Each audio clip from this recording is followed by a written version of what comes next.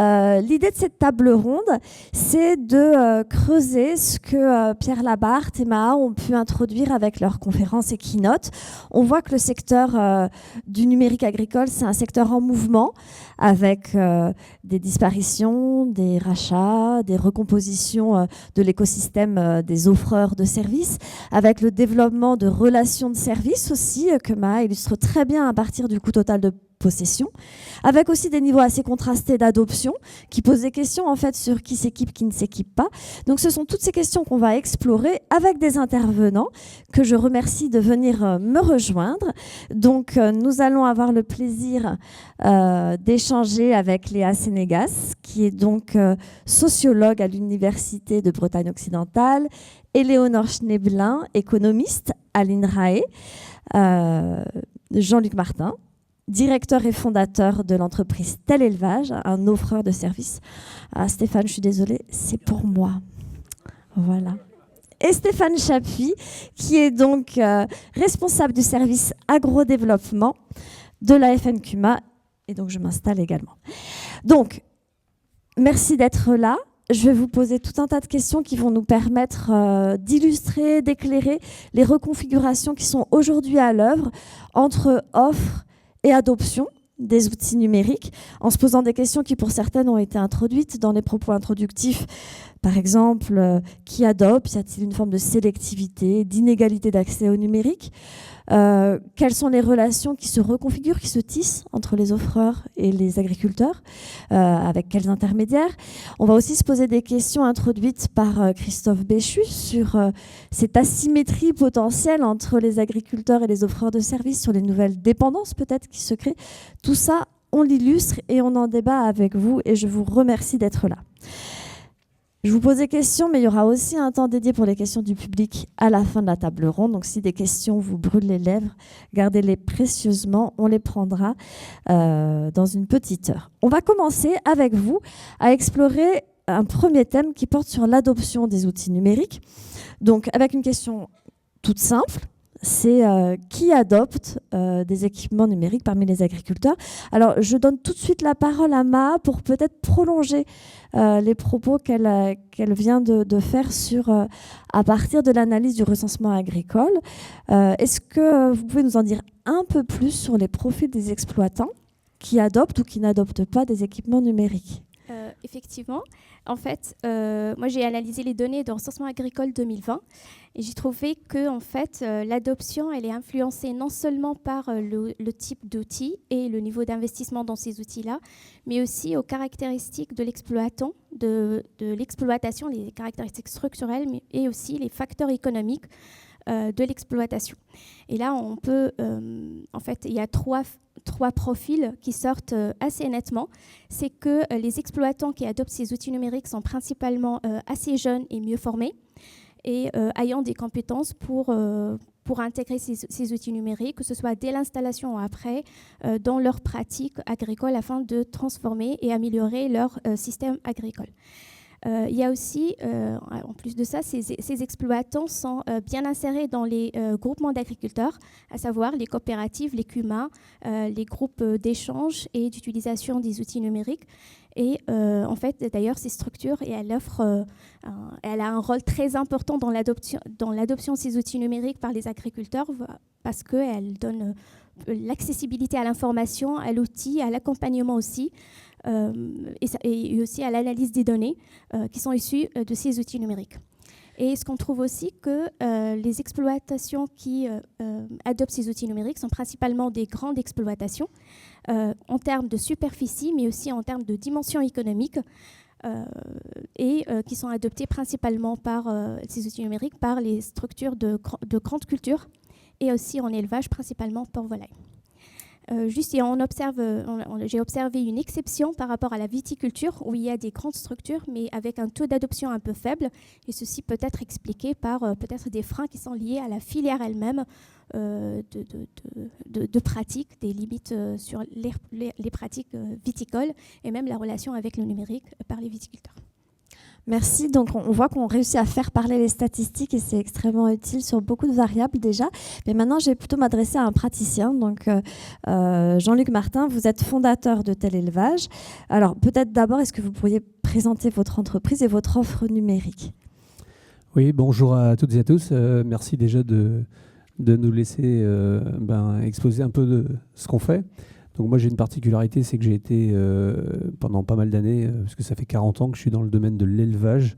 Donc dès qu'on met des animaux dans des bâtiments, et spécialisé dans tout ce qui est ambiance. Alors donc c'est très très ciblé. Et pendant une grosse partie du temps, j'ai fabriqué, conçu de l'équipement. Et puis en 2016, j'avais fait un constat, c'est que dans beaucoup de pays du monde, on utilise de l'électronique, de l'informatique pour piloter des bâtiments. On a même fait des usines à gaz. Alors, je ne sais pas si vous savez ce que c'est une usine à gaz, mais ce n'est pas tout à fait ce qu'on voit au premier coup. Mais c'est des bourrés d'électronique et d'informatique. Et les éleveurs, aujourd'hui, ont bien du mal à les utiliser. Très souvent parce que ça devient hyper sophistiqué et tellement important. Et ce que j'avais fait comme constat, c'est en 30 ans, j'avais vu dans beaucoup d'endroits des problématiques dans les élevages, des mauvaises conceptions, des mauvaises installations, des mauvais réglages, des mauvaises utilisations. Et tout ça, c'est dans ma tête. Donc l'idée, c'était de digitaliser cette partie-là pour que ce soit utilisable par tout plein de gens. Et on a créé un outil pour pouvoir digitaliser tout ça. Donc en 2017, j'ai dû mettre 400 points. Aujourd'hui, j'en ai 6000. Et ça nous permet de faire la première partie de notre métier. C'est-à-dire d'être capable, sous forme de questionnaire, d'arriver dans un élevage et de passer en revue des milliers de points, très précis, avec de la mesure. Hein. Ça peut être des mesures qu'on connaît, des capteurs et tout ça, mais c'est aussi des mesures de volume, de hauteur, de couleur, de tout ce qu'on peut imaginer. Et à la fin de la journée, on est capable de sortir en automatique une liste des points d'amélioration que l'éleveur peut mettre en place. Pourquoi ? Tout simplement pour améliorer. Nous, notre boulot, c'est comment l'agriculteur, avec le bâtiment qu'il a, l'équipement qu'il a, sans être obligé d'investir, va pouvoir trouver des solutions pour performer. Et performer sur 5 axes. Le premier, bien évidemment, pour lui, c'est le technico-économique, hein, c'est-à-dire comment on peut performer pour que ça gagne un peu d'argent et que ça rembourse tout ce qu'il y a à payer. Puisqu'on l'a bien expliqué, ça peut coûter très cher tout ça. Le deuxième, c'est le bien-être animal, qui est devenu un des premiers points importants. On est capable de dire aujourd'hui que le bien-être animal, s'il est respecté 365 jours et 24 heures sur 24, naturellement, ça performe. Ensuite, il y a 4 autres sujets importants. C'est les problèmes, le bien-être salarial. Comment on fait pour faire venir des nouvelles personnes dans les élevages. Donc ça touche directement les jeunes, hein, si on veut les faire venir et qu'il n'y a pas de numérique et qu'en plus il faut médicamenter les animaux, il y a des morts, ça pue et tout ce qu'on veut, on aura du mal à les chercher. Hein. Troisième sujet, le client ne veut plus de médication. Quatrième sujet, l'énergie consommée. On voit bien qu'on a été rattrapé par la patrouille depuis 5-6 ans avec de l'énergie électrique ou gaz qui ont énormément augmenté dans les exploitations. Et le dernier truc, c'est l'environnement. Alors j'ai l'habitude de dire un truc un peu cru, mais quand on fait de la merde dedans, on fera de la merde dehors. Et il est si simple, plutôt que d'aller mesurer comment mesurer les rejets de NH3 et compagnie, ou comment on va les traiter, moi j'ai à dire qu'il est si simple de ne pas en fabriquer. Alors là, c'est un débat. Hein. Mais s'il n'y a pas le numérique, s'il n'y a pas tout ça, et s'il n'y a pas surtout les métiers qu'on a mis en place, parce qu'il n'y a pas 2 fermes qui sont pareilles, tout le monde pense avoir la même ferme que l'autre. Et nous, l'idée, c'est, on arrive le matin, on part le soir, on a passé entre 1000 et 2000 points, et le soir, on a la liste des courses, et on a la liste des points d'amélioration que l'éleveur peut mettre en place. Et notre métier, il a évolué, puisque du coup, ça c'était au départ pour aller voir les bâtiments qui voulaient simplement performer. Mais du coup, les éleveurs qui nous ont appelés nous ont dit j'ai un projet l'année prochaine, ce serait quand même un peu con d'attendre de faire le bâtiment et de venir t'appeler quand ça ne marchera pas. Donc, il vaut mieux venir avant. Donc aujourd'hui, on fait ce qu'on appelle du diagnostic projet. C'est-à-dire qu'on intervient non pas pour faire des choix, parce qu'on ne veut pas se mouiller, se mêler du choix de matériel, d'équipement, de type de bâtiment et tout ça. Nous, on est juste là pour dire, avec ce que vous avez fait comme choix, toujours dans notre système numérique, là, attention à ça, vous allez avoir tel problème, attention à ça, vous allez consommer, attention à ça, vous aurez des maladies. Et de fil en aiguille, on a été obligé de trouver des solutions pour mesurer les impacts des actions qu'on mettait en place. Parce que c'est bien beau de dire aux gens, t'as qu'à faire ça, tu vas voir, ça va aller mieux. Bon, c'est bien, mais c'est quand même mieux quand on mesure avant et quand on mesure après. Donc on a eu la chance, enfin je ne sais pas si c'est la chance, mais j'avais un de mes fournisseurs, une start-up qui fait partie de ce qui a été monté ce matin, qui a déposé le bilan en 2023, qui était un de mes fournisseurs, qu'on a repris. Et là, j'ai fabriqué un rêve que j'avais depuis 15 ans, hein, c'est de digitaliser complètement ce qu'on appelle, nous, l'hypervision d'élevage. On vient récupérer des capteurs, tout ce qu'on peut imaginer. On y met carrément de l'imagerie, c'est-à-dire qu'on vient filmer les animaux avec des caméras, comme si on avait une caméra au plafond qui vous filmerait. Et avec ces caméras, on est capable de vous dire si vous êtes endormi, si vous êtes à l'écoute. On est capable de dire si vous êtes bien réparti dans l'amphithéâtre. Et ça nous permet en instantané, toutes les 5 minutes, 24 heures sur 24, toute la vie de l'animal, de savoir comment il se comporte. Exemple, un cochon, on sait s'il est debout, s'il est couché ou s'il est en position décubitus latérale, qui est dans la plupart des cas une position super à l'aise. Donc ça, c'est notre métier. C'est comment un agriculteur qui a un bâtiment d'élevage avec des animaux, on peut l'aider tout simplement à performer. Ok, merci beaucoup, c'est très clair. Et donc du coup, vous êtes au contact tous les jours avec des tas d'éleveurs avec qui vous travaillez.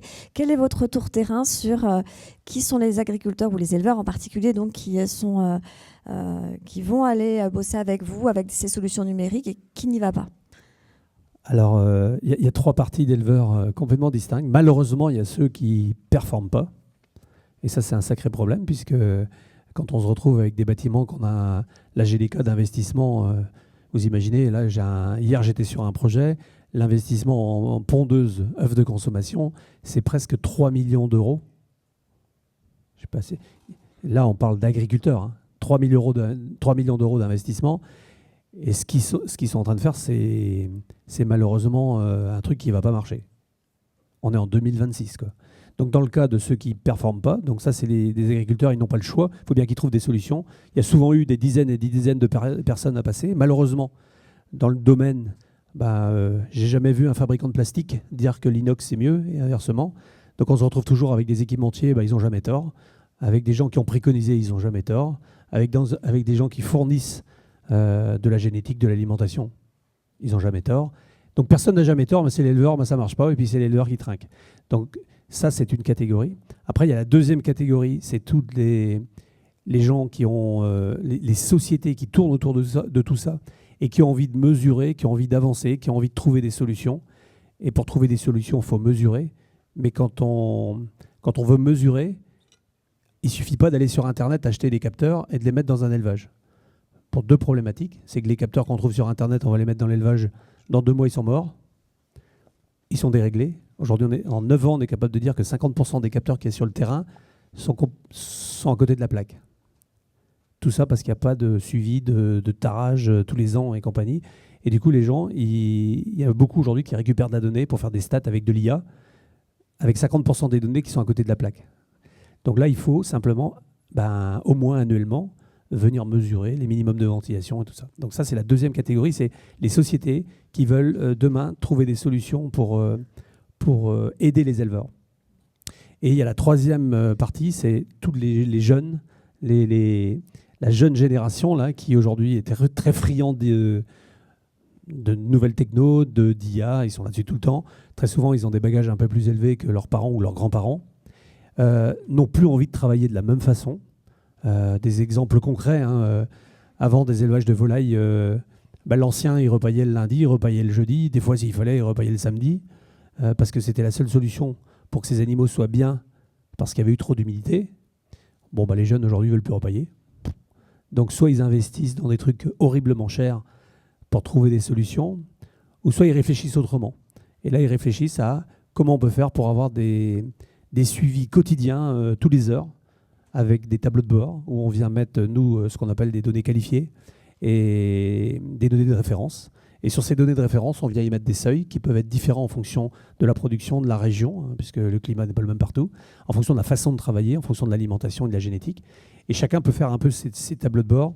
Et en temps réel, l'éleveur se retrouve sur son smartphone à recevoir ce qu'on fait aujourd'hui, des rapports IA qui sont faits tous les jours à 7 h du matin, sur les 24 dernières heures, et où on vient positionner ce qu'on a calculé ou mesuré par rapport au référentiel que l'éleveur a donné, ce qui lui permet d'avoir des verts orange et rouge.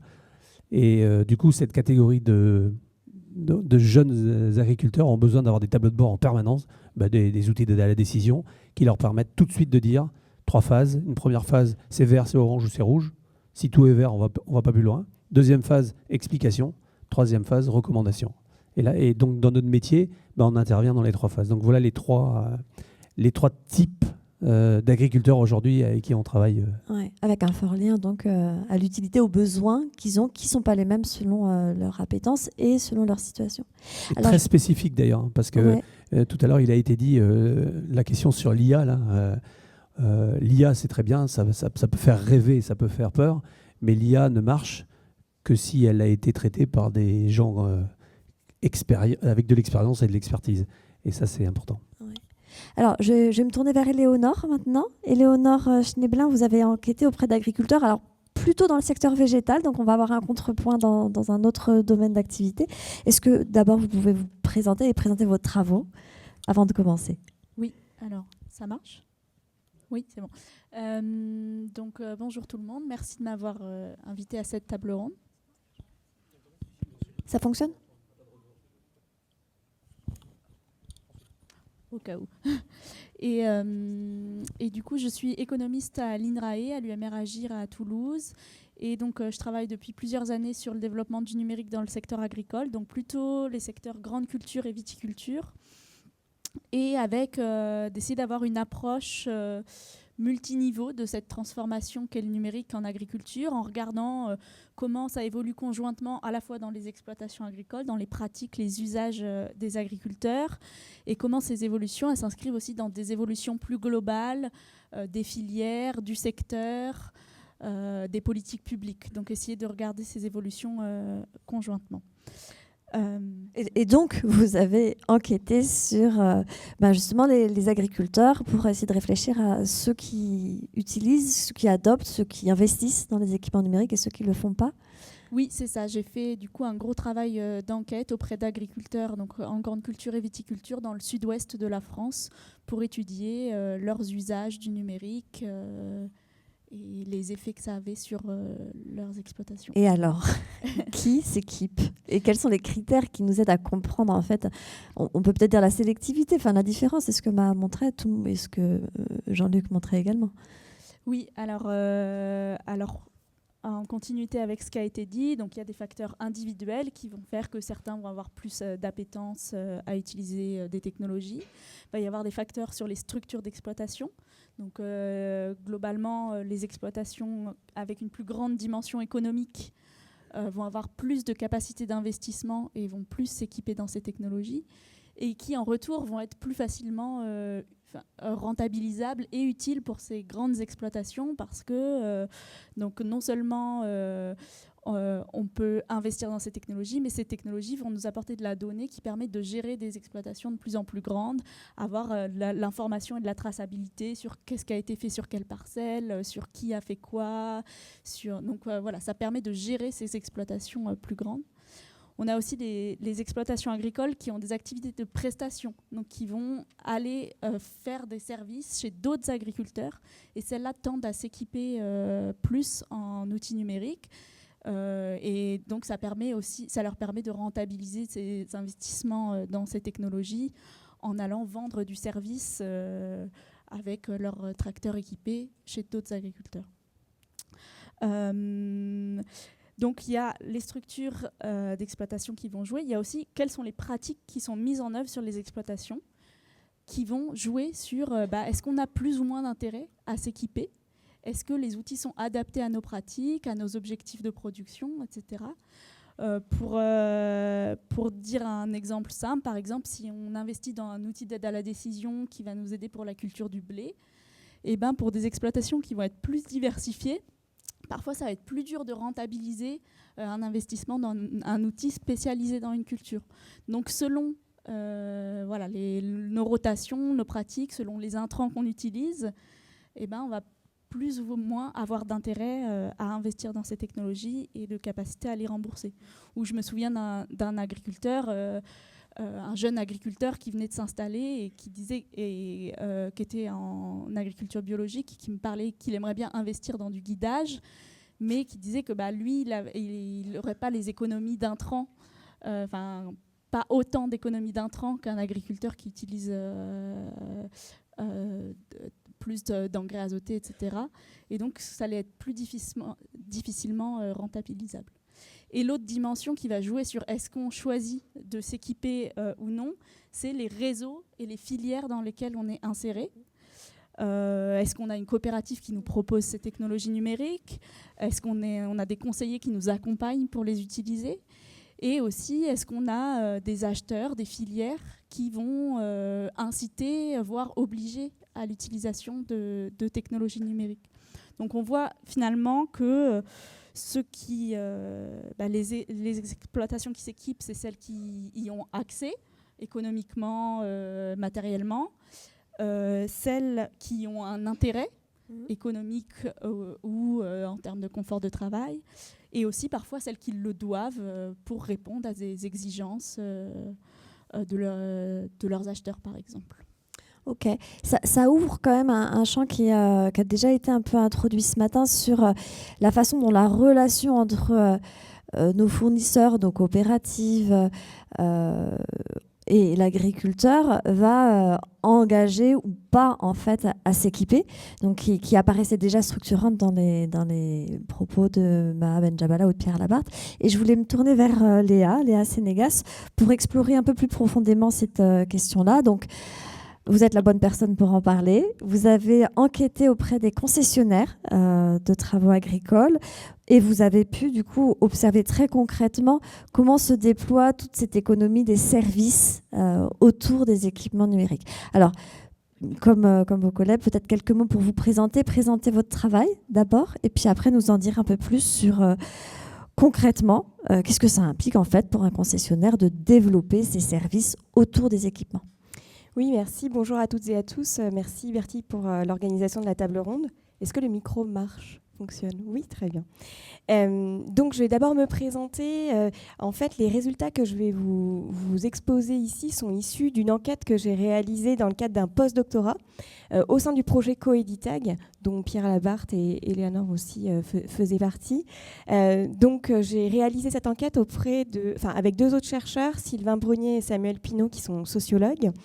Et donc, c'est une enquête qualitative que j'ai menée, principalement reposant sur une vingtaine d'entretiens semi-directifs réalisés au sein des concessions et une centaine d'heures d'observation de situations de travail. Et donc, au sein de ces concessions, je me suis focalisée sur les services numériques dédiés au numérique qui se sont développés en fait dans les concessions agricoles au début des années 2000, mais c'est particulièrement dans les années 2010 en fait que on voit l'émergence et la structuration de ces services. Je précise que les concessions que j'ai enquêtées, ce sont principalement sur des territoires de grande culture, donc j'ai moins le volet élevage, voire pas du tout en fait dans mon enquête. Juste pour préciser, je vais utiliser le terme NTech. Et donc les NTech, ça correspond aux personnes qui travaillent justement dans ces services du numérique au sein des concessions. Et donc, qu'est-ce que vous observez ? Voilà, donc l'enjeu de mon étude, c'était au départ d'analyser surtout les activités de ces NTech. Et donc, quand j'ai interrogé et j'ai observé ces activités, il est apparu trois missions principales de ces NTech. Tout d'abord, l'accompagnement à l'usage. Donc à la fois la mise en route et les réglages liés à l'usage du numérique sur les machines agricoles. Et notamment les tracteurs et les moissonneuses, c'est les deux outils que j'ai observés principalement. Ensuite, la deuxième mission, c'est la vente des outils numériques, principalement des GPS, et donc les abonnements qui vont avec les GPS. Et ensuite, c'est la gestion des données des machines. Donc ça, il y a des experts un peu qui se sont développés autour juste de la gestion des données et l'accompagnement des agriculteurs dans la gestion des données des machines. Je voulais rajouter qu'il y a une quatrième petite activité qui est un volet formation des agriculteurs. Ça m'a plutôt étonnée. Mais donc, il y a des formations qui sont organisées en direction des agriculteurs au sein des concessions autour de l'usage des outils numériques. Donc, voilà. En termes de temps de travail, ce qui m'a surtout marqué, c'est que c'était plutôt la première activité, à savoir l'accompagnement sur l'usage en fait des outils numériques qui prenait une place qui prenait 80% en fait du temps de travail de CNTech et donc en majorité d'ailleurs à distance, soit par le biais d'une hotline, donc ils sont contactables par les agriculteurs, surtout en haute saison, et donc ils utilisent les outils du numérique pour pouvoir les guider, des partages d'écran, etc. Soit directement en intervenant sur les exploitations, souvent quand il y a des soucis plutôt en termes de réglage en fait, des outils du numérique. Ouais. Juste, je voulais souligner, en fait, le développement de ces métiers, ces services du numérique est fortement incité, voire obligatoire, du fait des contrats en fait, que les concessions ont avec les constructeurs. Et donc, dans ces contrats, les constructeurs donnent des objectifs de moyens aux concessionnaires en leur disant il faut que vous ayez au sein des concessions des experts en tel et tel aspect, sur tel et tel aspect du numérique. Et les constructeurs, et ça rejoint un petit peu peut-être ce que disait M. Labarthe tout à l'heure, donnent aussi des objectifs plutôt sur le nombre de surfaces qui est en fait déposé sur les logiciels. Et donc, ces NTech, ils ont aussi pour objectif d'accompagner les agriculteurs dans une forme de progressivité dans l'utilisation du numérique. Très souvent, ils commencent en fait avec uniquement le GPS.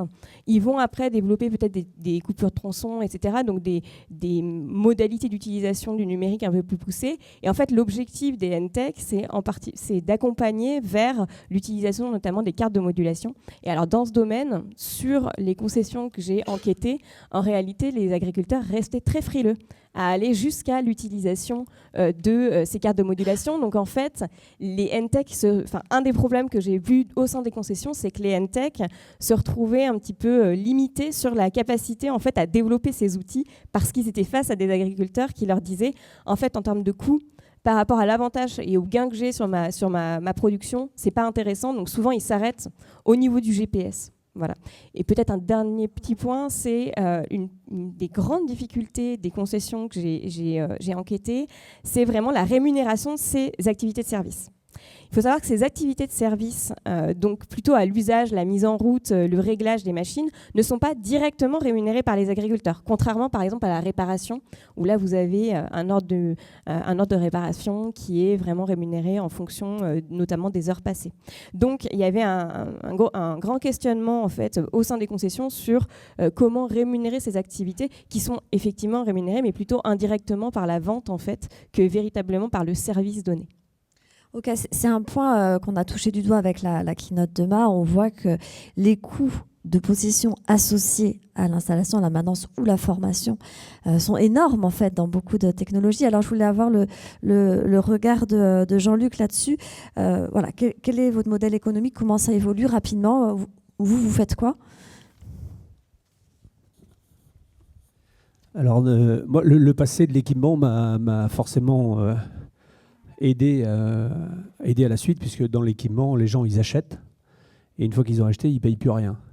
Et la difficulté de ce type, dans le numérique, je parle, c'est qu'on a vendu des ordinateurs chez des gens il y a 15 ans, ils les ont payés, et puis dès que l'ordinateur fonctionne, dès que le moteur marche, dès que le ventilateur tourne, dès que la trappe elle s'ouvre ou elle se ferme, on considère que ce n'est pas en panne. Donc comme ce n'est pas en panne, on n'appelle personne. Sauf qu'au fil des années, les technos, et en informatique, on voit que sur les 10 dernières années, là, c'est une révolution, on voit que les technos sont complètement obsolètes. Les produits, ils ont énormément évolué. Donc les fermes restent avec des outils complètement obsolètes, que personne n'a jamais été remettre à jour, revérifier en qualification de données, ce que je disais tout à l'heure. Et du coup, on se retrouve avec des systèmes, ça ne peut pas marcher. Donc nous, qu'est-ce qu'on a fait? Nous, tout est fait au système d'abonnement. Alors, pourquoi? Parce que ça permet de garantir que le niveau du logiciel va évoluer tous les mois. Enfin, chez nous, c'est tous les mois. Donc, on update sans demander à l'éleveur. C'est-à-dire que systématiquement, ça bouge. Et l'idée, c'est justement de pouvoir accompagner en permanence les éleveurs ou les agriculteurs à avoir de la technologie qui tienne la route. Bien évidemment, au fil des années, il y a du hard qu'il faut changer, il y a des capteurs qu'il faut changer. Mais là, c'est pareil, on utilise aujourd'hui dans les softs des solutions. Je parle par exemple des capteurs de NH3. L'idée, c'est de dire comment l'éleveur sait que son capteur est à changer ou à retarer. Eh bien, il ne faut pas compter sur lui pour le vérifier tous les jours. Donc, il faut que ce soit du numérique qui vienne calculer la quantité de NH3 qu'il a compté tous les jours et vienne lui dire 1 semaine ou 2 semaines avant, attention, ton capteur, d'ici la fin du mois, il sera à retarer ou à changer. Donc, il faut accompagner avec des solutions, pour nous, des solutions d'abonnement. Alors, cher ou pas cher, nous, sur un système, c'est 60 € par mois. Et dans les 60 € par mois, ce qui nous coûte cher aujourd'hui, c'est que la remontée de flux de photos. Donc là, on est en train d'étudier des nouvelles technos là, qui nous permettront demain 2 choses, de diminuer ce coût de remontée de flux vidéo. Et deuxièmement, au lieu de faire par exemple des images tous les 5 minutes, de pouvoir faire des images plutôt de 20-25 images secondes, ce qui permettra de faire tout plein de choses au niveau des animaux. Donc d'améliorer la techno, de faire du tracking, de compter les animaux, le temps qu'ils mangent, le temps qu'ils dorment, le temps qu'ils boivent, et après ça peut aller très très loin. Et tout ça, c'est lié à combien d'argent l'éleveur est prêt à payer. Et un petit peu ce que vous avez dit, c'est l'éleveur, il est prêt à payer à condition de ça lui rapporte quoi. Si c'est simplement pour faire le malin avec son smartphone, pas beaucoup d'intérêt. Par contre, si derrière, il y a de la performance, si ça lui permet de régler des problèmes qui peuvent lui poser d'autres soucis avec la législation, avec la réglementation et avec tout ça, il faut vraiment qu'il y ait un intérêt, quoi. Ouais. C'est à nous de trouver aussi derrière. Ok, mais on voit bien que c'est vraiment un type d'équipement particulier, ces équipements adossés à du traitement de données numériques. Alors, je vais donner enfin la parole à Stéphane Chapuis. Donc, vous travaillez pour la Fédération nationale des CUMA, et peut-être avant de commencer, ce serait bien que vous nous expliquiez la position un peu particulière de la FNCUMA sur ces questions numériques, offreurs, utilisateurs. Alors oui, juste redire que les CUMA, c'est des coopératives d'utilisation de matériel agricole, des toutes petites coopératives. Hein. Quand je parle de grosses CUMA, la CUMA moyenne, c'est 70 000 € de chiffre d'affaires, pas de salariés, et une vingtaine d'agriculteurs qui s'engagent bénévolement dans la structure. Donc on est des très très petites entreprises, très nombreuses, il y en a 10 000 en France, et elles sont structurées dans un réseau, une 50aine de fédérations locales et une fédération nationale, un média et une structure informatique. Donc on a une double lecture sur un sujet comme le numérique. On est utilisateur de machines, il y a 250 000 machines en service dans les CUMA qui produisent des données, et ça nous questionne, et on cherche à en faire des choses. Et on est aussi fournisseur de solutions de gestion comptable et de gestion quotidienne des CUMA avec des centres comptables dont on est maître aussi, parce qu'on a nos propres centres comptables. Il y a une culture de l'autonomie dans le réseau CUMA. Donc, double lecture. Ouais, et donc vous êtes vraiment un observateur, je pense, privilégié en fait de ces relations entre offre, usage, utilisation, demande. Et je voulais vous questionner là-dessus. Comment est-ce que vous voyez les évolutions de ces modèles économiques liés aux équipements et aux services associés au numérique ? Alors, dans la partie que l'on connaît le mieux, c'est-à-dire la machine, on a un glissement rapide et comparable à d'autres filières du transport, de la manutention ou de la forêt, d'un modèle uniquement sur la vente avec une continuité de service assurée par un concessionnaire et un paiement, vers des modèles locatifs de crédit bail avec une part de service parfois rendue obligatoire. C'est-à-dire que je vous mets au défi de prendre un crédit bail de tracteur sans le contrat d'entretien. Vous allez galérer un moment. Pourtant, c'est possible, mais c'est verrouillé. Donc, les concessionnaires font le choix aujourd'hui, et les constructeurs avec eux, d'orienter l'acquisition de la machine vers des formats d'extra-propriété, même si dans les faits, pour l'agriculteur, ça ne changera pas grand-chose de devoir rembourser un prêt ou de payer un loyer de crédit bail. À la fin du mois, il faut quand même le sortir. Donc, les enjeux sont un peu les mêmes, mais par contre, le service est intégré. C'est-à-dire que je pense que ça rebondit sur des constats qu'ont pu faire les concessionnaires de difficultés à financer la mise en route, la formation, la continuité de service, cette brique on va dire numérique, qui est aujourd'hui pas acceptée en termes de monétisation par les agriculteurs et qui est transposée dans les modèles économiques sur du service. Et ça a été montré aussi par MAA, quand il y a, par exemple, pour la robotique, il y a une part, équipement, installation hard, mais pour financer le soft, on va le coupler. Donc on fait beaucoup de ventes couplées quand même. D'accord.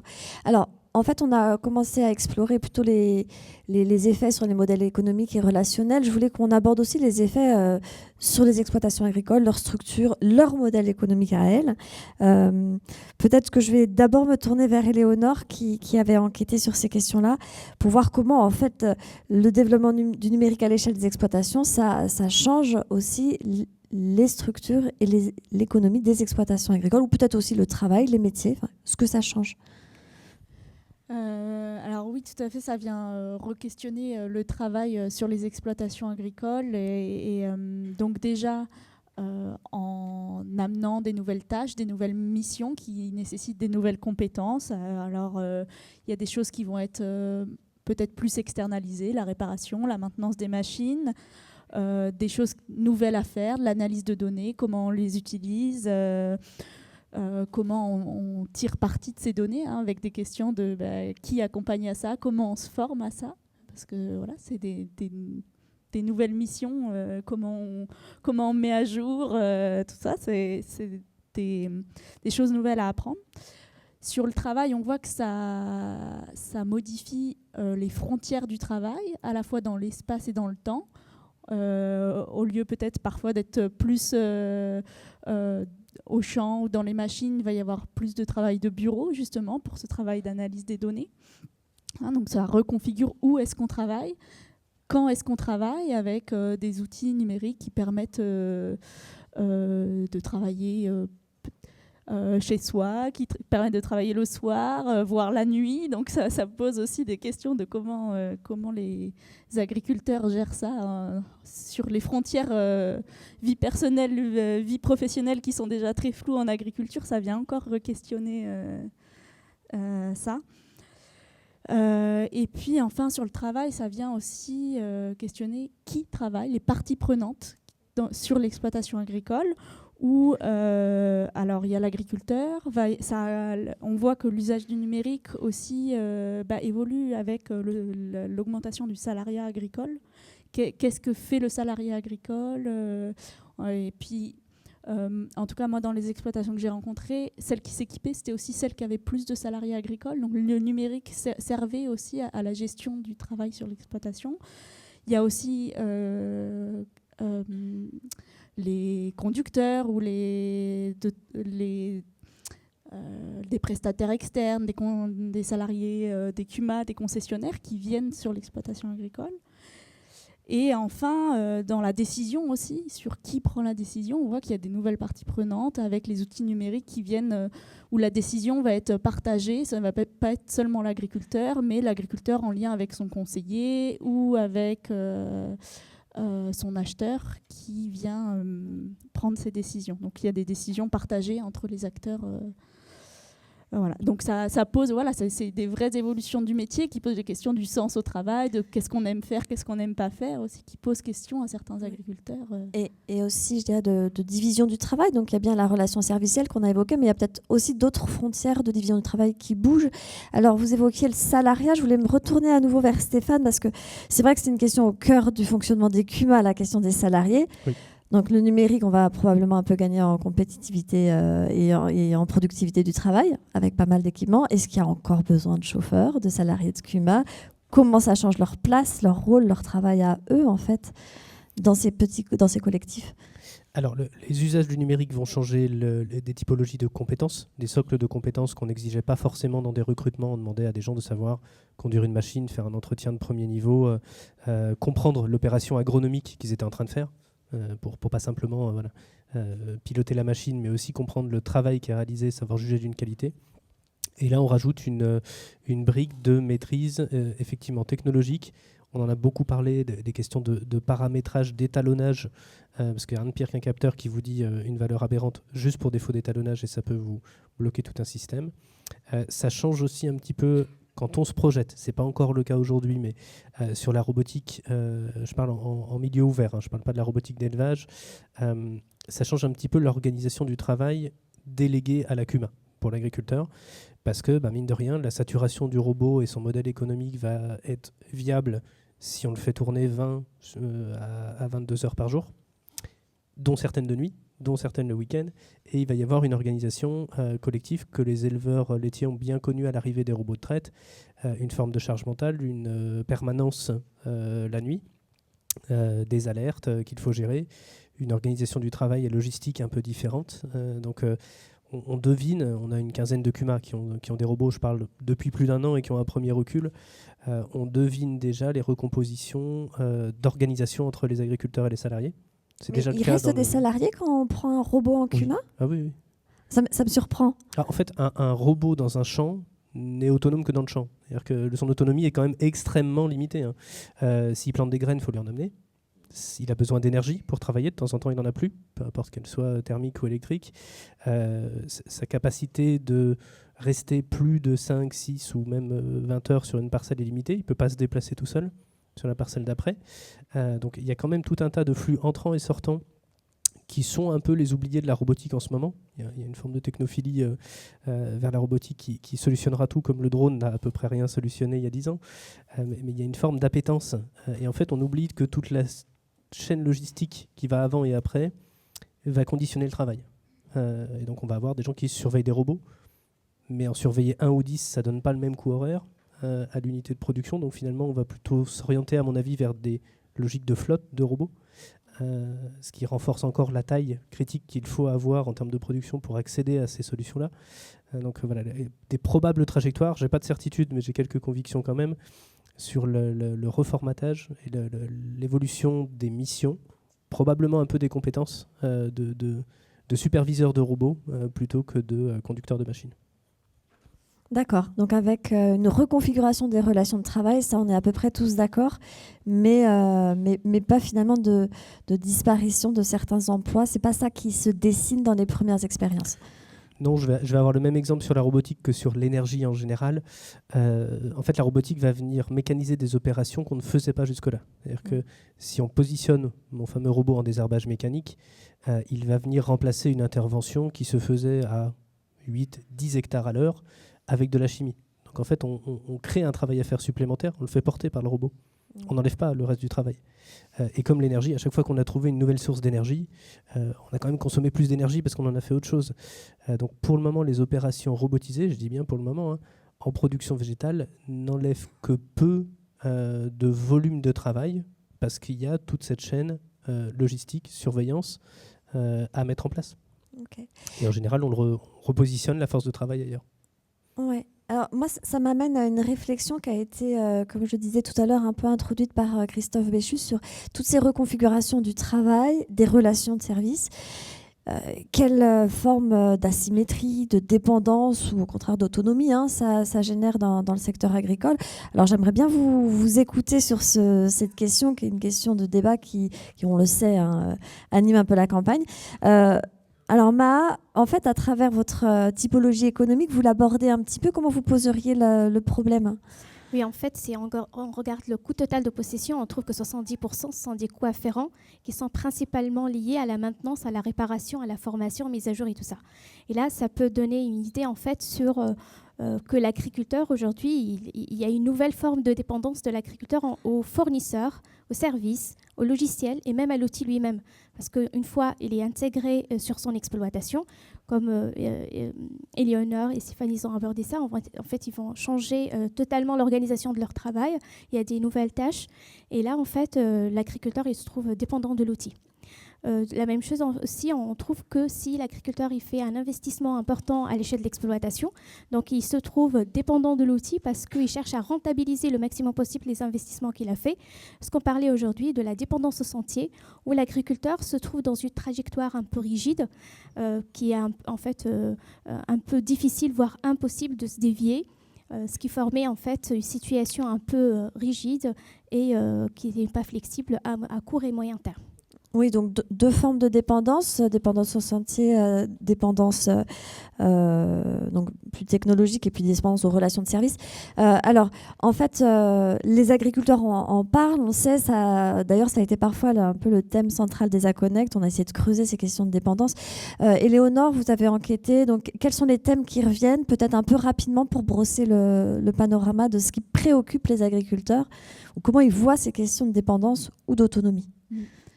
Alors c'est une question qui revient vraiment tout le temps quand on discute avec des agriculteurs, qu'ils utilisent beaucoup ou pas de numérique d'ailleurs. C'est même des gros utilisateurs de numérique, c'est des questions qui les préoccupent. Et donc ils parlent de dépendance à plusieurs niveaux. D'une part, les dépendances matérielles, aux ressources utilisées, à l'énergie nécessaire, au réseau Internet, toute cette dépendance qui pose question de le jour où on n'y a pas accès, le jour où ça ne marche pas, le jour où on n'a pas les ressources, l'énergie, où le réseau ne fonctionne pas, comment on fait ? Parce que on se retrouve bien bloqué. Donc ça, c'est une préoccupation pour pouvoir maintenir l'activité. La dépendance économique, donc aux fournisseurs de services, à ceux qui nous conseillent, qui nous aident à utiliser ces technologies, qui nous permettent de les régler. Et aussi aux acteurs qui vont avoir accès à la donnée. Cette question de finalement, avec mon outil numérique, je donne des données.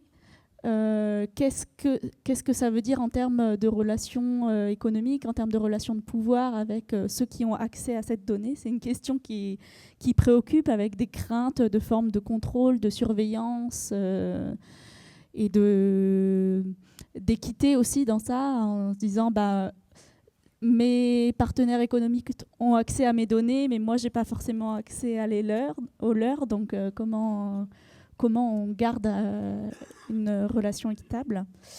Et enfin, des craintes aussi en termes de perte de savoir-faire aussi.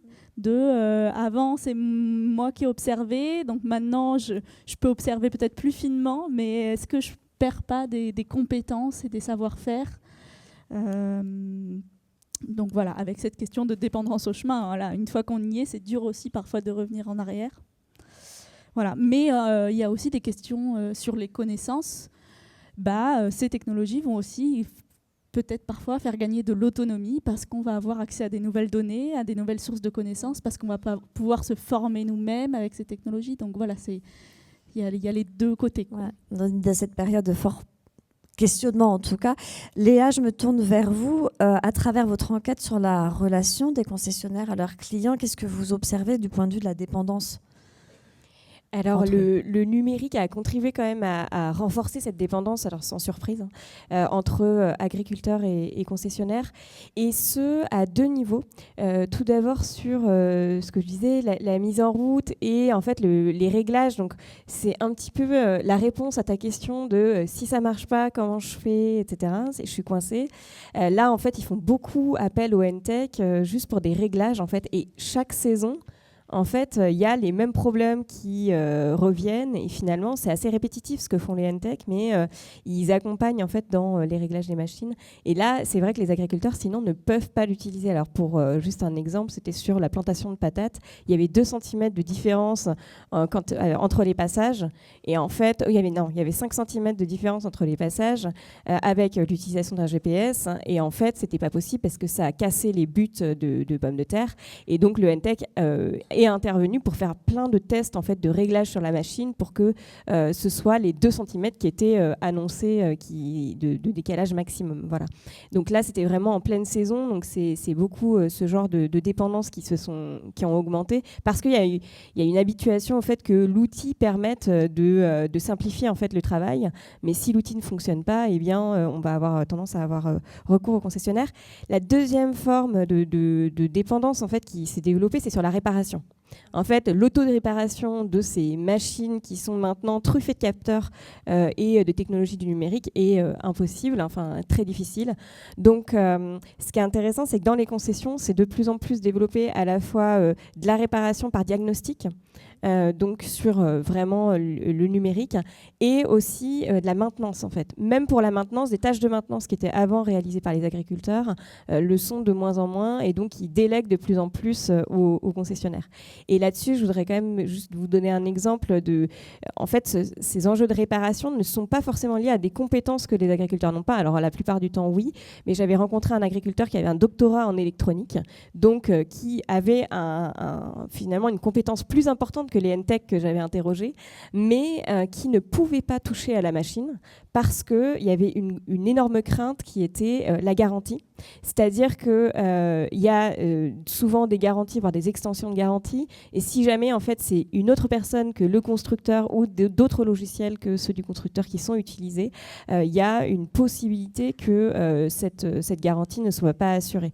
Donc c'est pour ça que je voudrais quand même souligner le fait que cette dépendance, dans les concessions, cette dépendance en fait vis-à-vis des concessionnaires, elle est liée aux outils numériques, mais elle est aussi liée à tout un travail en fait d'organisation aussi de la dépendance par ces contrats de maintenance, ces contrats de garantie ces extensions de garantie qui se sont beaucoup développées en fait auprès des agriculteurs. Donc il y a aussi une stratégie d'une certaine manière et le numérique voilà, c'est une des causalités, mais pas seulement. D'accord. Alors, je voulais vous faire rebondir, Jean-Luc Martin. Je suppose que vous n'avez pas exactement la même vision de ce que produisent le développement des relations. Vous nous avez bien expliqué qu'il y a une vocation sur l'efficacité de l'équipement qui suppose en fait une relation qui se maintient. Alors voilà, et vous, comment vous voyez les choses ? C'est tout à fait vrai, ce que vous venez de dire.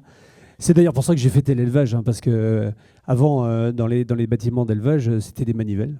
On ouvrait des fenêtres et on fermait des fenêtres. Et puis quand il y avait le temps qui changeait, il y a le vent qui se lève, l'éleveur il allait ouvrir, il allait fermer le soir, il retournait 15 fois dans la journée. On a mis de l'automatisme. Au début, c'était simple. C'est devenu, je vous ai dit tout à l'heure, des Boeing, des trucs ingérables.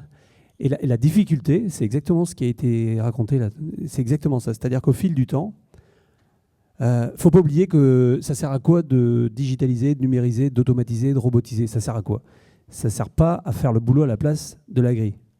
Ça sert simplement à ce que le boulot soit fait de la façon à ce que l'agri l'avait imaginé, mais 24 heures sur 24 et tout le temps, ou pour améliorer la vie, ou pour diminuer la pénibilité, et ainsi de suite.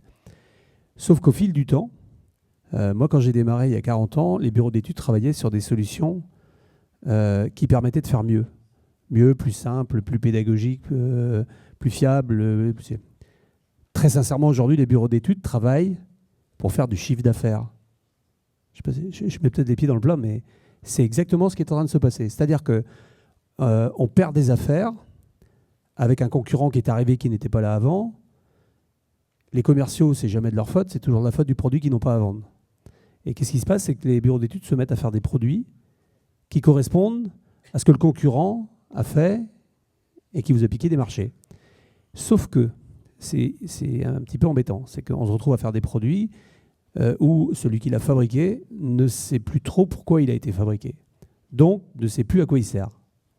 Alors, c'est grave, ce que tu viens de dire, c'est que l'éleveur qui, tous les ans, est obligé d'appeler parce qu'il y a un déréglage et que son NTech, comme tu l'appelles, n'y connaît rien, on n'est pas dans la merde.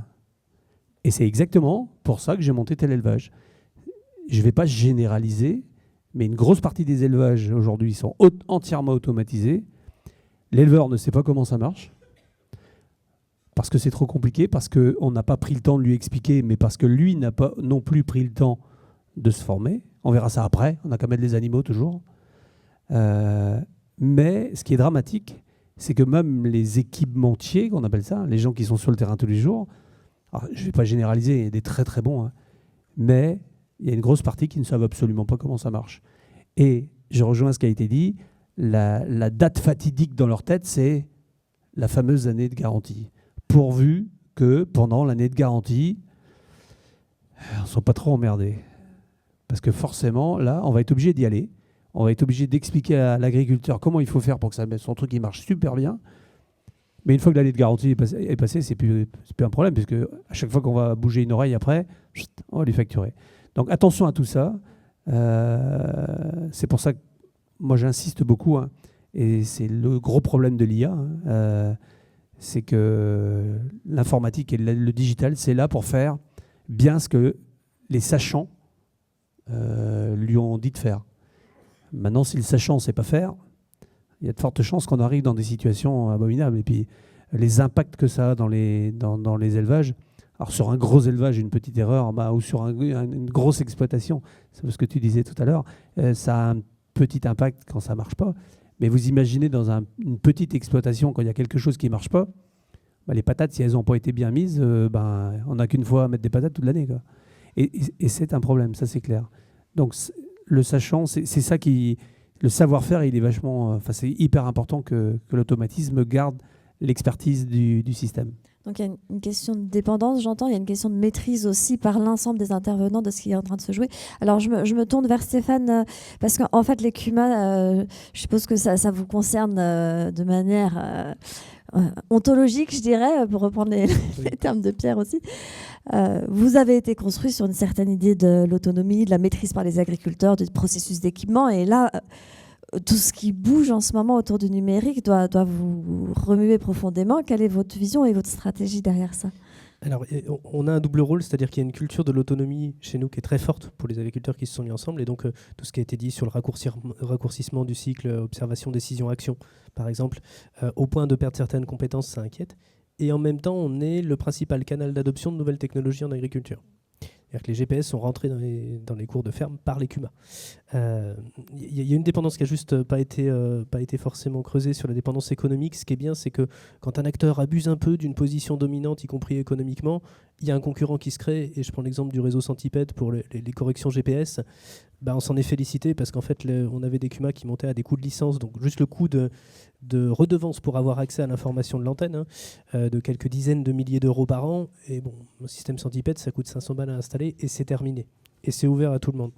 Donc les modèles économiques se sont déportés sur les licences pour pouvoir accéder au réseau Centipede depuis la console. La clé, ça ne coûte rien, c'est juste une clé. Et on voit qu'il commence à y avoir des initiatives, soit un peu de craquage, on ne va pas se mentir, parce que parfois la garantie n'est pas très longue sur ces outils-là, soit même de conception de systèmes open source, de l'autoguidage, du hard, du tracteur. Donc plus les acteurs ont tendance à prendre une position monopolistique et verrouillante, plus il y aura des petits pénibles, et on aura plutôt tendance à les soutenir, qui chercheront à casser cette limite-là. Dans la stratégie, on va dire, des CUMA, première chose, chaque CUMA est indépendante, chaque fédération est indépendante chez nous. Donc c'est vraiment des groupes d'agriculteurs qui vont avoir des décisions qui leur sont propres. On voit quand même une volonté de ne pas se laisser enfermer dans la maintenance. Et quand j'écoute les agriculteurs, c'est pas mon avis personnel, mais de ne pas revivre ce qu'a été l'enfermement par les filières. On a pris un exemple tout à l'heure, voilà, on s'apprête à mettre 3 millions d'euros dans un atelier volaille pondeuse. On est un peu enfermé dedans pour un petit moment. Si en plus on est enfermé non seulement par la filière de valorisation qui vous dit en fait vous ferez des œufs, vous les ferez comme ça et ils seront de tel calibre et avec telle génétique et tel aliment, si en plus on se remet une couche sur la partie matérielle et le même verrouillage et on se retrouve verrouillé amont et aval, tout ce petit monde-là ne prenant quand même pas grand risque, parce qu'en fait le risque économique il est quand même essentiellement porté par celui qui est au milieu, ça crée une forme d'aliénation pour l'agriculteur. Donc on voit nous des retours arrière, des CUMA qui, parce que dans les 25 adhérents, l'un a un niveau de formation supérieur, un niveau d'informatique avancé, va dire mais en fait on va arrêter avec ce système-là, on va se faire un truc très basique qui correspond à notre besoin, qui effectivement n'est pas une réponse marketing à un concurrent qui s'est positionné sur le marché, et qui sont capables de faire des trucs quand même assez avancés. Et même nous, ça nous malmène, parce qu'on nous dit on est fournisseur de solutions de gestion. Et on voit des initiatives dans les CUMA, parce qu'on vend nos propres logiciels et il y a une partie de notre modèle économique dessus. Et les CUMA en inventent d'autres. Alors, on est capable de gérer, on s'en sert, on s'en nourrit. En plus, ils sont prêts à nous les présenter, ils nous font notre R&D, en plus, c'est fantastique. Mais je m'inquiéterais de la part de fournisseurs de l'agriculture, et notamment dans la machine agricole, qui tenteraient des systèmes de verrouillage un peu trop forts. Je pense qu'il y aurait des acteurs, pas que les CUMA, mais il y aurait des acteurs pour dire hop, on va se réautonomiser. On embauche des gens pour être autonomes sur la maintenance des machines et pour ne pas être dépendants de concessions qui ont déplacé leur modèle économique. Il y aura toujours un petit résistant. Voilà. C'est sympa d'en faire partie. Voilà, et vous en faites partie. Alors, je voudrais...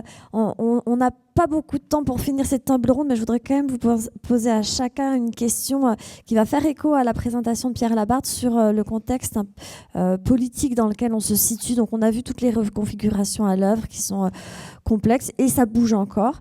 La question que je voudrais vous poser à tous, et répond qui veut, si possible de manière concise, parce qu'on aura des questions avec la salle après, c'est... comment est-ce que vous voyez en fait le rôle de la puissance publique dans ces reconfigurations ? Comment vous vous en saisissez ? Comment elle encadre ? Comment elle oriente peut-être aussi les reconfigurations du numérique agricole dans ce que vous connaissez à l'échelle française ? Qui veut commencer par quelques idées clés synthétiques, s'il vous plaît? Alors c'est vrai que là, dans tout ce qu'on discute, on voit que le marché des technologies, il est façonné aussi par la puissance publique de différentes manières, directement et indirectement. Directement avec des aides à l'investissement pour les agriculteurs, de financement de recherche, le financement d'entreprises pour développer des technologies. On voit il y a la question de la formation des agriculteurs qui est peut-être qui est un peu prise en compte, mais qui pose des questions aussi sur comment la puissance publique peut orienter, peut-être en rendant les utilisateurs peut-être plus autonomes sur cette capacité à faire des choix technologiques, à faire de la maintenance, voilà, tout ça. Et après, la question de comment la puissance publique influence, c'est vrai qu'on a un peu on commence à regarder là avec des collègues sur le rôle du financement donc des entreprises qui proposent des technologies numériques et avec une volonté de la puissance publique de financer plutôt des technologies durables, mais se pose la question de comment on évalue, comment on sélectionne les technologies. Et c'est là que on veut financer des technologies durables, mais on ne sait pas trop comment les évaluer et du coup on n'a pas trop de critères de sélection pour choisir les domaines dans lesquels on investit. Et donc là, il y a des vraies questions de décision collective à se poser. Et du coup, peut-être, Jean-Luc, vous êtes offreur. Est-ce que justement les soutiens publics tendent à orienter votre action vers des solutions durables? C'est votre créneau? Alors, moi, je vais mettre les pieds dans le plat, hein, mais non, du tout. Du tout, pour plein de raisons. Aujourd'hui, il y a une sacrée différence entre les grosses structures qui ont énormément de moyens, des bureaux d'études avec 150 informaticiens là, qui ont les mêmes clients que nous. Hein. La difficulté, c'est que ces grosses structures-là, elles font de la réunionnite. Je suis désolé, mais c'est qu'on fait des réunions avec tout plein d'acteurs dans les grosses structures. Ils n'arrivent pas à définir des projets précis. Donc 1 an après, 2 ans après, le projet il sort pas. Il sort pas parce que chaque chef de branche veut que son projet avance avant l'autre. Donc résultat, il n'y en a aucun qui avance. Sauf qu'ils ont un gros avantage, c'est qu'ils ont des services complets qui sont là pour étudier, à remplir des dossiers de 300 pages qu'il faut envoyer à l'administration. Et puis il ne faut pas avoir oublié de cocher la case ici, d'avoir rempli ça, d'avoir fait ça. Parce que sinon, des subventions, des aides, il n'y en a pas. Donc moi, j'ai été baigné dans une histoire qui n'a rien à voir avec l'agriculture. Hein. Je suis aussi le président des Vieilles Charrues. On est un gros festival en Bretagne et on est le seul festival ou un des gros non subventionnés pour les mêmes raisons. On fait tout seul. On dépense l'argent qu'on a quand on l'a. Quand on en perd, on tape dans la caisse. Et chez Tel Élevage, tout ce qu'on a fait, là, le Telcozy, là, ça fait depuis qu'on a repris Copix, c'est-à-dire depuis juillet 2023, on a dû mettre 250 000 euros d'investissement soft sur le nouvel outil, entièrement financé par nous. Hein. Donc c'est un choix. On avance peut-être pas vite. L'avantage, c'est qu'on est petit, agile, mais on avance. Et c'est dommage parce que si les grosses structures usaient de petites structures comme nous, je pense que ça avancerait plus vite. Hein. Mais mes spécialistes de l'IA me disent, avec toi, Jean-Luc, ce qui est bien, c'est qu'à chaque fois que tu nous appelles pour un nouveau truc, tu sais exactement ce que tu veux à la fin. Et en général, ce qu'on veut à la fin, c'est ce que les agriculteurs veulent à la fin. C'est-à-dire que c'est le terrain qui dit, moi, j'ai un problème, j'ai ça toutes les semaines, ça m'embête, j'ai ça qui foire, j'ai des médicaments, j'ai des machins, j'ai des trucs. Comment on peut faire pour régler ce problème-là? Et du coup, on va dans l'autre sens. D'accord, donc plutôt l'autonomie, là pour le coup, des acteurs économiques, vous, les agriculteurs, dans l'orientation de votre offre. Mais on est à l'écoute de gens qui ont envie d'avancer un peu plus vite. Ok. Léa?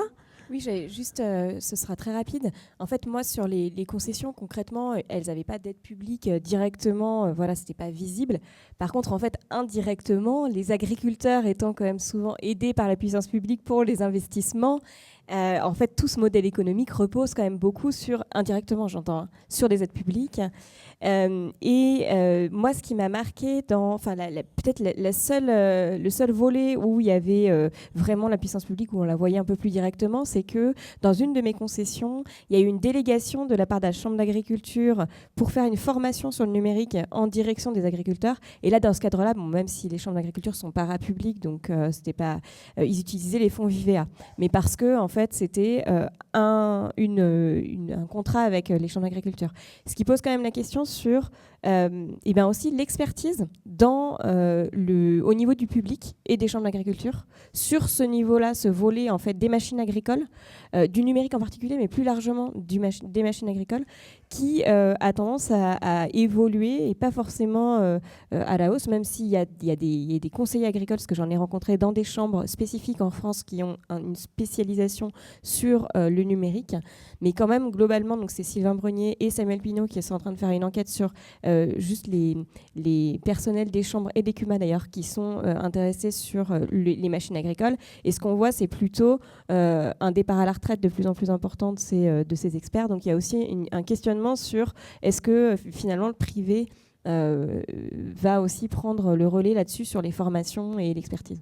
J'ai un cas d'école intéressant, hein, puisque ce que je disais tout de suite, là on vient de rentrer dans un projet CASDAR avec l'IDEL, donc l'Institut de l'élevage, avec justement toutes les chambres d'agriculture de France, sur un projet qui s'appelle le Keep Cool. C'est la capacité des bâtiments de vaches laitières à passer les coups de chaleur, et où la partie digitale a été déléguée à tel élevage. Donc comme quoi ça va bien avec ça aussi.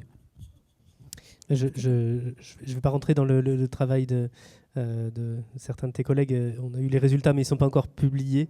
Mais il y a quand même un avenir au Conseil agroéquipement. Si on s'intéresse à ce qu'on dit au pouvoir public, mais je le redis un peu brutalement aussi, arrêter le soutien à l'investissement pur, la technophilie aveugle. En fait, indirectement, ça implique que la filière, elle ne le touche pas pour les agroéquipementiers ou pour les concessionnaires, mais elle en bénéficie quand même. Et je suis effaré des ratios soutien à l'investissement. Là, on a même franchi une étape, c'est que les dernières mesures, c'est du soutien à du fonds de garantie pour des banques pour stimuler de l'investissement. On a encore démultiplié l'effet, on fait x10 sur l'argent public, c'est super, mais tout ça amène que à de l'investissement. Et au bout, il n'y a personne pour accompagner. C'est-à-dire qu'il n'y a aucune proportion, une dotation sur un enjeu environnemental, je ne sais pas, qualité de l'eau dans un territoire, c'est très bien, mais il devrait y avoir au moins 10-15% qui est consacré à l'accompagnement, à la maîtrise de ce qu'on a subventionné, à peut-être un peu de contrôle, mais aussi, je pense, beaucoup de pédagogie et de facilitation du plein usage. Voilà, on a eu des plans de relance. Bon, c'est écrit dans le nom, il fallait que ça relance, ça a relancé. Mais on voit quand même des dispositifs MEMPAC. Et pour en avoir parlé avec des gens qui sont hors agriculture, ça leur paraît parfaitement normal qu'il y ait 10 à 15% d'une enveloppe de soutien à l'investissement qui soit dédiée à l'accompagnement des bénéficiaires. Et en agricole, ce n'est pas le cas. Donc voilà, s'il y a un message, et c'est un seul, c'est n'oubliez pas l'accompagnement. Et on n'est pas tout seul là-dedans, il faut toute une diversité, il n'y a aucun problème là-dessus. Mais l'accompagnement est l'oublié des dispositifs incitatifs au profit de l'investissement et notamment du technophile, parfois un peu aveugle, sans réelle mesure de l'intérêt. Et on atterrit sur des investissements coûteux, ayant mobilisé beaucoup de technologies et qui répondent effectivement pas toujours à un besoin ou qui ne sont pas utilisés parce que pas maîtrisés. On va rester sur ce mot pour cette partie de réflexion, mais la parole est dans la salle. Vous avez peut-être vous aussi des questions. J'en vois déjà une au fond. On peut en prendre plusieurs. Donc il y a 2 questions. Pierre, merci. N'hésitez pas peut-être à vous présenter quand vous posez les questions, puis on y répond.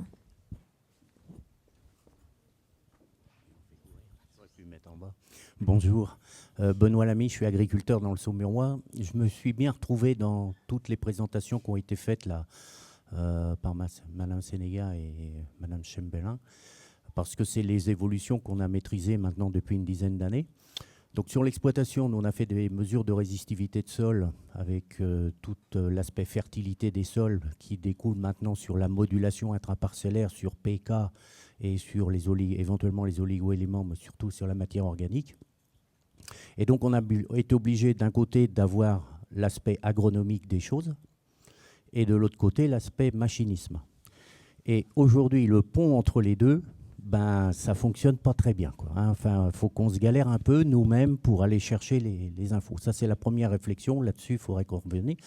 Ce qui, tout de suite, par rapport à votre voisin, et là, je partage aussi, c'est le fait d'aider l'investissement, tandis que sur les mesures de résistivité de sol, la qualité des sols, on n'a jamais été aidé. Et c'est des investissements qui sont conséquents. Nous, on a dépensé 45 000 € sur l'exploitation pour faire à peu près 400-450 hectares de mesures de résistivité de sol, analyse de sol. Donc, vous voyez, il y a pas, enfin, on aurait bien préféré être aidé là-dessus parce qu'il y a plus de choses à gagner en termes de maîtrise de l'environnement, optimisation des intrants, que sur le matériel lui-même. Troisième question ou réflexion sur les équipementiers. La notion de dépendance, elle est effective. Mais est-ce qu'on est plus dépendant d'un fournisseur de services agricoles qu'on est dépendant de son client quand on fournit la laiterie ou qu'on a un contrat de volaille? J'en sais rien. Je pense qu'aujourd'hui, même à titre perso, on est attaché à son fournisseur de téléphone, de téléphonie mobile, de choses comme ça. Je crois qu'il faut qu'on s'habitue à toutes ces évolutions. Et donc, ma dernière question ou observation, c'est de dire ne faut pas oublier les éléments clés que peuvent être l'agronomie, le conseil en élevage et tout ça, pour qu'on puisse avoir des outils numériques qui nous aident.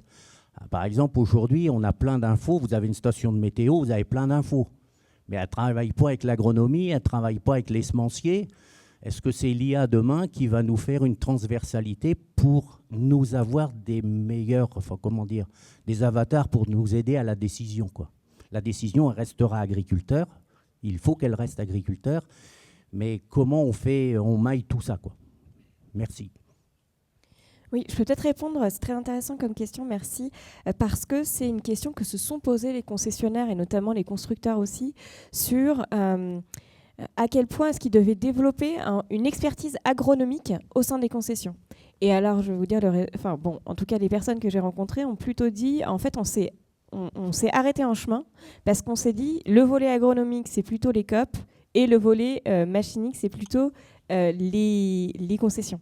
Et en fait, le numérique a véritablement posé ces problèmes-là parce qu'en fait, la ligne fine entre les deux est complexe. Et donc, pour vous illustrer par exemple, les NTech, quelle est leur formation? Ce sont des personnes qui ont des BTS, GDEA ou TSMA, donc ce sont des BTS qui sont liés au machinisme. Donc ils n'ont pas du tout en fait d'approche agronomique. Donc ils ont une approche extrêmement technique.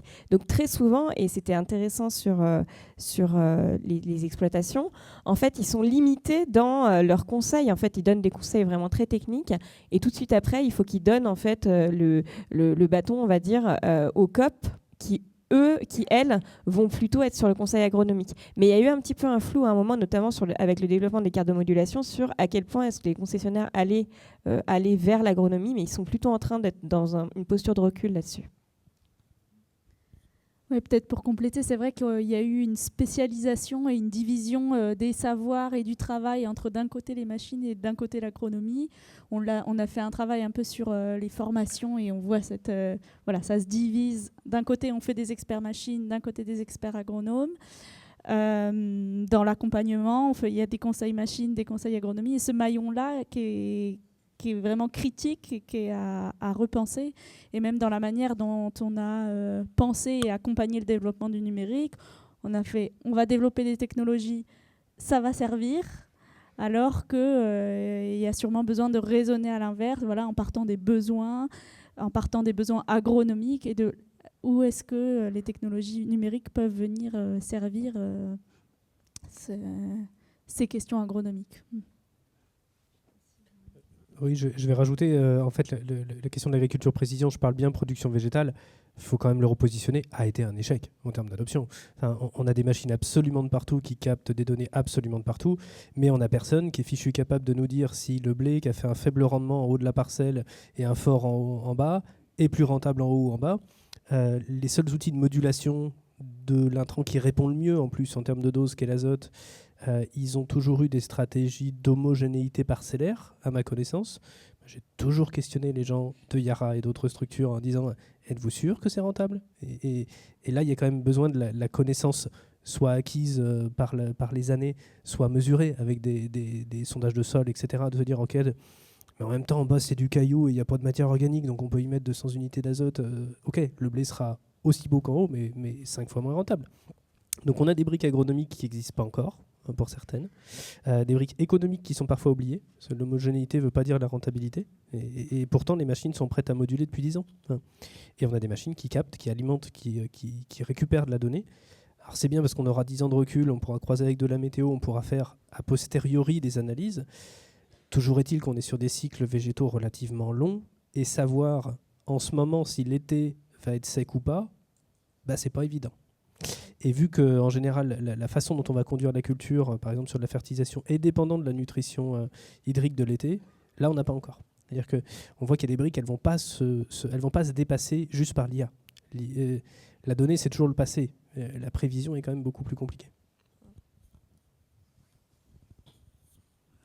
C'est la même chose en élevage. Je ne peux pas dire autre chose. Avec une particularité qui doit être la même dans tout ce qui est culture, c'est que il y a quelques années, les techniciens qui suivaient le terrain, ils avaient du temps. C'est-à-dire qu'ils avaient du temps pour comprendre les problématiques de l'éleveur, pour accompagner l'éleveur, pour lui dire tiens, essaye ici, essaye ça, j'ai mon éleveur d'à côté, la commune d'à côté, il a fait comme ça et chez lui ça a marché. Ils avaient du temps. Au fil des années, on a demandé aux techos sur le terrain de faire le double d'élevage, de faire de l'administratif et puis de faire des ventes additives. Résultat, ils n'ont plus le temps. S'ils n'ont plus le temps et qu'il faut qu'ils soient partis avant d'être arrivés dans la ferme, qui va accompagner les agris justement pour le maillon qui manque?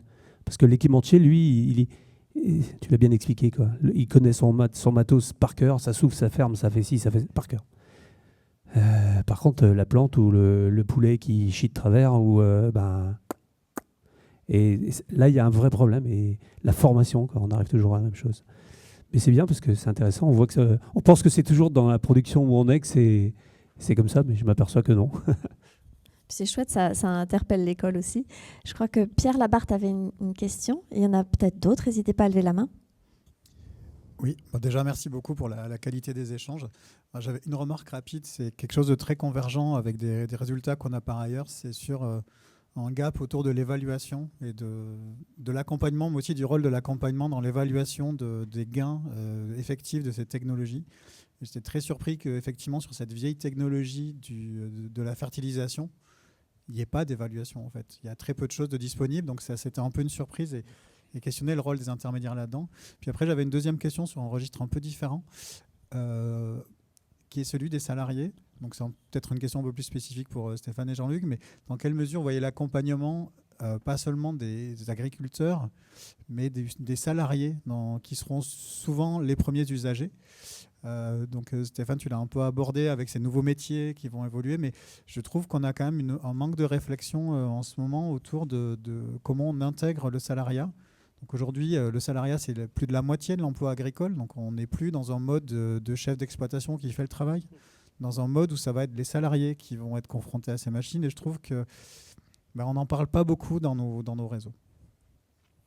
Ouais, je peux peut-être démarrer sur la question de l'évaluation, parce que sur le travail, j'ai un avis modeste, mais sûrement pas d'expertise. Sur la question, par exemple, de la nutrition azotée et de l'évaluation, on a un gros décalage entre ce qui est utilisé et préconisé et ce qui est mis en œuvre. Et très peu de moyens de vérifier ce qui est réellement mis en œuvre par l'agriculteur, où il a bien pu récupérer la carte, où il a bien fait confiance à la machine, où il a bien utilisé les différentes modulations qui lui ont été envoyées, parce que j'avais des chiffres en tête de l'utilisation de FarmStar par exemple.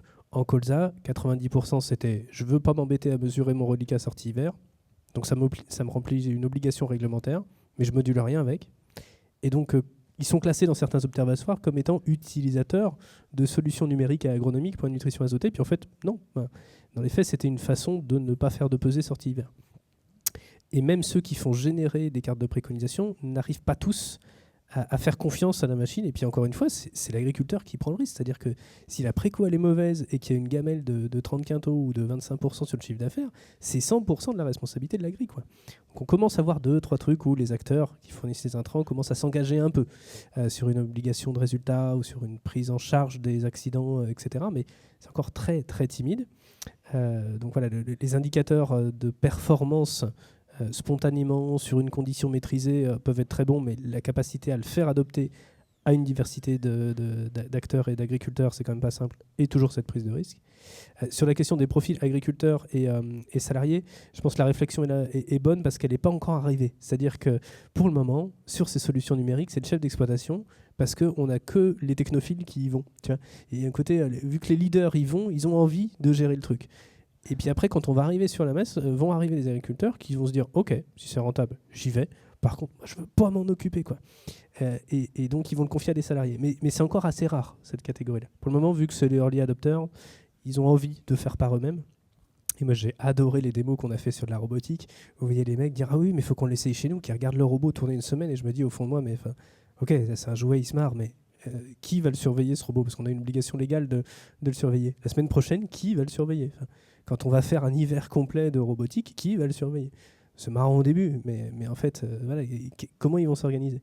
Et il y en a pas mal qui sont intéressés à une appétence pour la technologie et qui ne se sont pas encore posé la question de comment je vais le déléguer à quelqu'un qui n'est pas co-exploitant et qui est peut-être à peine technophile en plus. Je vais nuancer un tout petit peu sur la question du salariat. Et donc, dans les formations que j'ai observées dans les concessions, il y avait des conducteurs uniquement, donc des personnes des ETA, où en fait il y avait le chef de l'ETA, plus les conducteurs qui étaient vraiment, et qui avaient accès notamment aux formations sur les moissonneuses-batteuses, qui sont des énormes machines maintenant, où il y a plein de capteurs, y compris sur... donc on parlait beaucoup de capteurs liés à la production, mais il y a aussi des capteurs qui sont liés à la réparation. Donc il y a toutes les données qui sont produites en fait, autour de la réparation et du fonctionnement des machines. Bon, ça pose aussi question sur la capacité de surveillance des constructeurs, enfin des concessionnaires, pardon, sur les modalités d'utilisation de la machine. Mais en tout cas, il y avait des conducteurs, et en effet, quand j'ai échangé avec le chef de l'ETA, il disait ça pose question avec l'arrivée du numérique sur même la formation de ces conducteurs-là et le type d'embauche en fait. Quels sont les critères d'embauche de ces personnes-là ? Et donc il faisait l'hypothèse d'une évolution à ce niveau-là. Mais il y a une thèse qui est en train d'être menée en ce moment par Paul Yacoub sur les ETA. Et donc peut-être que dans sa thèse, il y aura ces enjeux qui seront explorés. Merci. Sur l'histoire des salariés, quand il y a des formations, en règle générale, c'est les patrons qui y vont. Les salariés restent à la ferme. Et qui c'est qui gère tous les jours les trucs ? C'est les salariés. Donc je reviens aux histoires d'abonnement, parce que moi je reste persuadé que dans l'abonnement, il doit y avoir des heures de formation des utilisateurs. Et que si on attend la demande du patron pour dire j'ai besoin de former mes salariés, bah, ce sera le mois prochain ou le mois d'après, parce qu'il y a toujours un truc, il y a toujours un qui est malade, il y a toujours quelque chose. Tandis que si on dit dans l'abonnement, bah, c'est peut-être 3 sessions de 2 heures, parce que c'est pas la peine de faire des journées complètes, parce que c'est pas faisable dans les exploitations. Une journée partie à 2 ou 3, c'est impossible. Donc nous, on a commencé à faire ça dans nos abonnements, on appelle ça les abonnements 360, où eh bien, on vient 2 fois, 3 fois dans l'année faire des petites sessions de 2 heures ou 3 heures. J'en ai fait une cette semaine, là c'était dans un élevage de porc, où j'avais les 5 salariés, mais on ne peut pas les bloquer plus de 2 heures. Hein. Donc, essayez, ça c'est peut-être la solution justement pour réussir à les tirer vers le haut et puis surtout à leur apporter ce qu'ils ont besoin tous les jours, quoi. Merci. On va prendre une dernière question de Denis Lézé au premier rang. Et après, on va devoir clore la table ronde. Alors peut-être plus un commentaire qu'une question. Alors, Denis Lézé, président de la Chambre d'agriculture de Maine-et-Loire et agriculteur et utilisateur d'une partie de ce qui a pu être évoqué ce matin. Donc d'abord saluer la très grande qualité donc, des présentations, parce que je me suis retrouvé dans quasiment tout ce qui a pu être dit, et je m'en félicite. Effectivement, le numérique électronique finalement, parce que c'est un peu flou tout ça, vous l'avez dit, hein, c'est d'énormes opportunités, mais des risques à appréhender qui sont tout aussi extraordinaires. Donc voilà, faut vraiment prendre beaucoup de recul, et en aucun cas, et peut-être adresser le message aux étudiants dans cette salle, il faut que ces outils n'éloignent les humains des champs, des vaches, et c'est primordial, c'est vraiment des aides, et en aucun cas on doit remplacer le pouvoir décisionnaire. Alors ça peut remplacer pour les travaux pénibles, hein, les robots désherbage, je crois que ça va être quelque chose de formidable, mais voilà, vraiment de garder l'humain. Et puisqu'on peut faire énormément de choses avec ces outils-là, comme on dit, grand pouvoir, grande responsabilité. Il faut vraiment que l'agriculteur, le chef d'entreprise éventuellement appuyer ses salariés, enfin bien évidemment appuyer les salariés quand il y en a, soit vraiment mis au cœur de ces démarches pour bien raisonner les investissements, bien valoriser tout ce qu'on peut en faire, parce que le lien entre capteurs et le lien sur les données qu'on a et l'agronomie, on le sait tout ça, mais il faut juste que quelqu'un y pense, paye éventuellement le conseil, mais c'est bien le chef d'entreprise et c'est une grande montée en compétences, la montée en compétences des chefs d'entreprise autour des questions d'agronomie et de gestion, c'est primordial et autant le dire dans des écoles d'agronomie, c'est important. Merci. Je vous remercie. Je remercie Denis. On va considérer que c'est un mot de la fin qui clôt de manière fantastique notre matinée. Je crois que maintenant, on se dirige vers la pause déjeuner. Pierre. Tout à fait. Tout à fait. Quelques informations pratiques. Donc un grand merci aux intervenants pour la qualité de cette matinée.